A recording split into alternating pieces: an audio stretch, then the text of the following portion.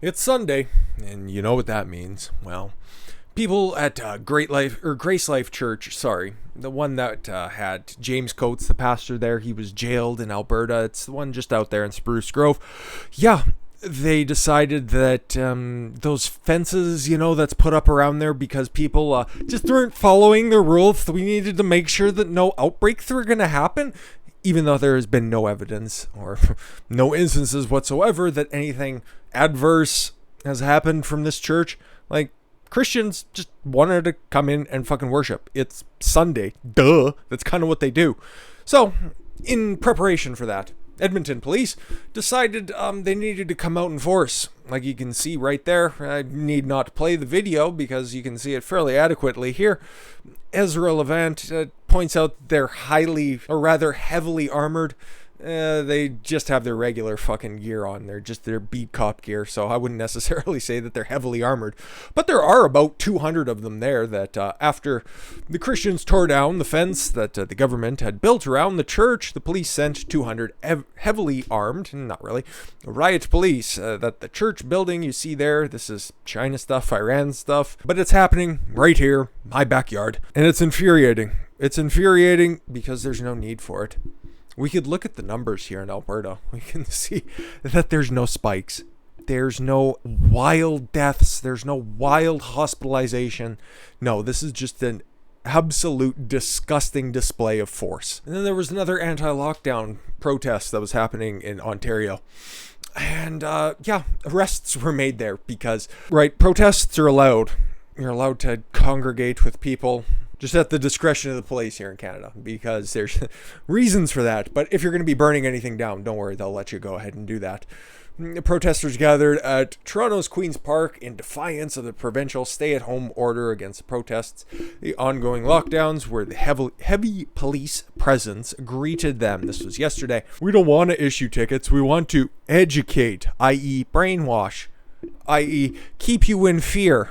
One officer said in response to protesters saying the police were reluctant to issue fines because they didn't want to face them in court. Yeah, because they knew that it would just be a total fucking waste of everybody's time and that the judge would just go, it's all just a dickish behavior that could go away if the cops realized that this is all just kind of fucking bullshit. And if we just stood up against this, nobody would be making us enforce this. The only people who are enforcing this are the people who want to enforce this. This is like your local Karen down at your shop if you're not wearing your mask over your nose. I've seen it. Or if you have a fucking food cooler, if you're not walking through. I think I've told this story before, but it bears repeating. Getting some lettuce in the food cooler at one of the local grocery stores, and they had on the sign, 6 people are in the cooler at the time. It's like, I don't give a flying fuck. It's a rather large cooler that is probably, 20 by 40? Go in there, grab your fucking salad, and walk out. And then some little cucked fool who decides he's going to go in for his family. He's going to go ahead and he's going to brave the conditions in this highly contagious area. No, he came up to about right there on me, I suppose. Probably 5 and change. Real tough guy. He would have been, the 5th or 6th person in there. Somebody was just leaving at the same time. Oh, he turns around. This was back before the first mask mandate was on. Pulls down his mask and says, it doesn't the sign say there's only supposed to be 6 people? And then me being, 6'6", 225, and not really giving too much of a shit. I just tell him, what the fuck does it matter? And then he immediately spun right back around, knowing that 75-pound and probably foot difference in height and weight affect his health a little bit more than just a slight head cold. Those are the type of people who are emboldened by the actions of the police right now. The ones who are trying to mandate that, we're just here for your safety. Meanwhile, they're doing shit like this in Quebec, where they're throwing you down to the ground if you're in a protest, if you're choking somebody out, if you're beating them. Okay, this dude's a French Canadian, so he's probably at best 5'8". They aren't a big people, they aren't strong people, nor are they really a terribly smart people. No offense. But George Floyd, 6'6", 230, he was held down by 3 police officers. This man, who is obviously going to be much smaller than that, 1, 2, 3, 4, 5, 6 police officers. Couple of women, couple of bike cops need to choke and beat a man because he's in violation of Makuf rules. This is why I think that there is a zero hope for Canada. But that might be a little bit unfair, okay? Because we have this chart here, right? Okay. It's all of the premiers across the country, right? It starts from the western coast and it works all the way across. And I'm glad that they didn't delineate out Nova Scotia, New Brunswick, Newfoundland, Prince Edward Island. That they just lumped together all the Atlantic coast provinces together because, let's be fair, it's just one fucking homogenous culture anyways. You got Horgan out in BC. It was just about at a 90% approval rating April of 2020, right about when everything was starting to lock down for the first time, right?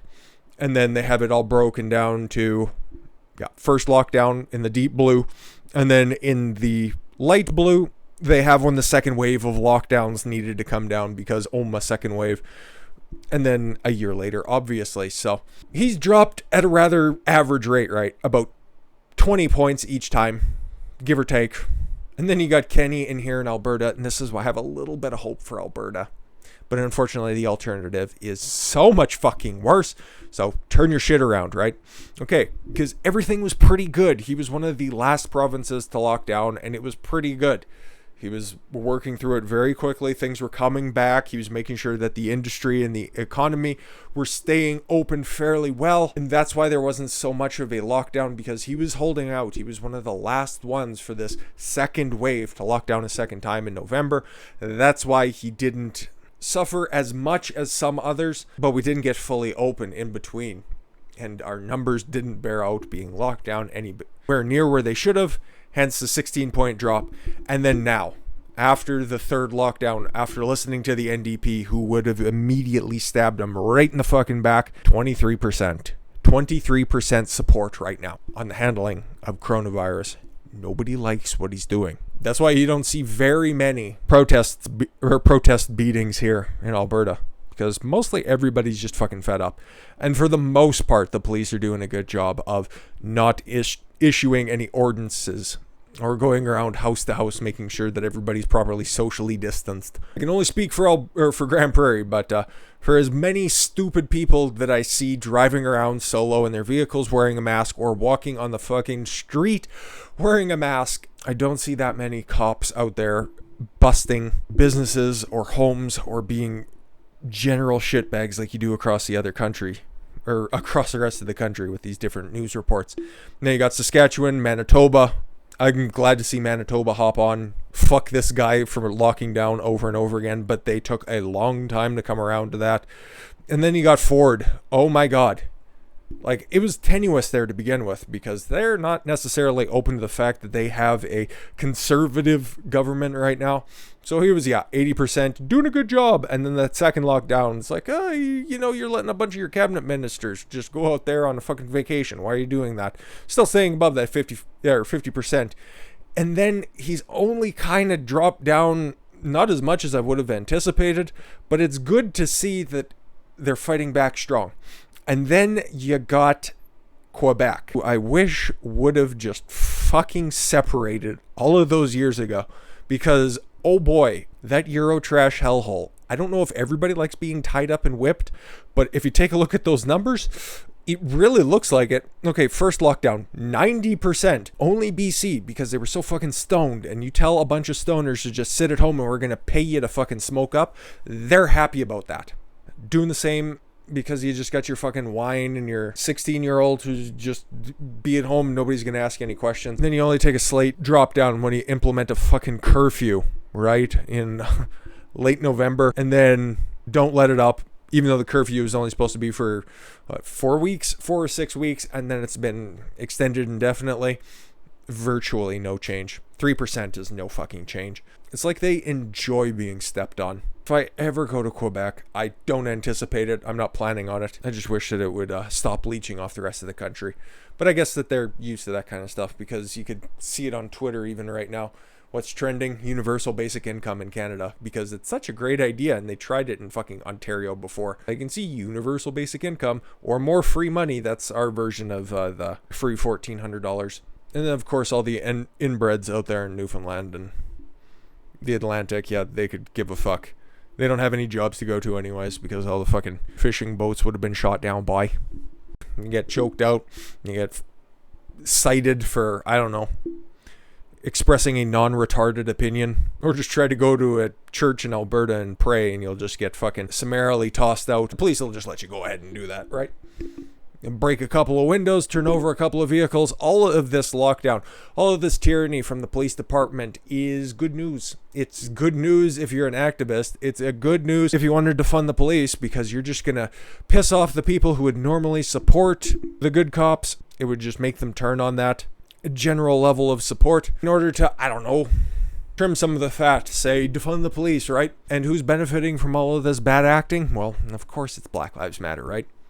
Of course. Shutting down your institutions, corrupting your institutions, your churches, making them inaccessible, just throwing them away. You can just go on YouTube, don't worry, you can attend a virtual church service, it's just the same. Gather in public? No, not if you're going to peacefully protest. Nope, can't be having any of that. You want to speak out against the government? Nope. Government has replaced God as your one true savior. Don't worry about it. Remember, you're going to own nothing and you're going to like it. The Great Reset, right? Communism for all. The Marxist philosophy are reaching full bloom, right? Well, why would one of the founders of Black Lives Matter, if they're trained Marxist, if you remember, why would they be owning and buying up so many homes? Why would they be in such a booming self-governed economy if they were all about helping structural change for society? Really gets the old noggin jogging. Marxist Black Lives Matter co-founder bought 4 homes since 2016, and we can see from the picture provided that she is definitely not one of those who has ever gone hungry. Patrice yeah. O'Neill. Oh, I'm sorry. Khan-cullors, one of the co-founders of Black Lives Matter movement and a trained Marxist, is reported to have bought 4 homes over the past several years as her activist profile grew and protests raged across the country. Last week, real estate website dirt.com reported that she's 37. Oh my God, that is a tough 37. Social justice visionary khan-cullors bought a $1.4 million home in Topanga, a remote Los Angeles neighborhood nestled in Santa Monica Mountains. In LA terms, $1.4 million is not necessarily extravagant, though the activist took criticism for spending what could be a fortune for most other real estate markets and for buying in a largely white neighborhood after urging people to buy black. Yeah, it's a total grift. There's no other way to put it. This makes it perfectly obvious. Especially that, yeah, he's bought a $500,000 home in 2016, $800,000 one, just about a $600,000 South LA home, $720,000 in today's money, and a house in Georgia for $415,000. These are grifters of the highest level, right? And they're going to become a hell of a lot more prominent in about, a couple of weeks? When's that Chauvin trial supposed to wrap up? Yeah, exactly. She's going to have plenty of opportunity fucking burnt to the ground. So remember, if you want freedom of assembly, if you want to go out there and you want to pray to Big Daddy government, support Black Lives Matter, you bigot. With that said, guys, I thank you all very much for the gift of your time. I've been Don Consuelo. I want you to follow your gut and get after it. Take care, everyone.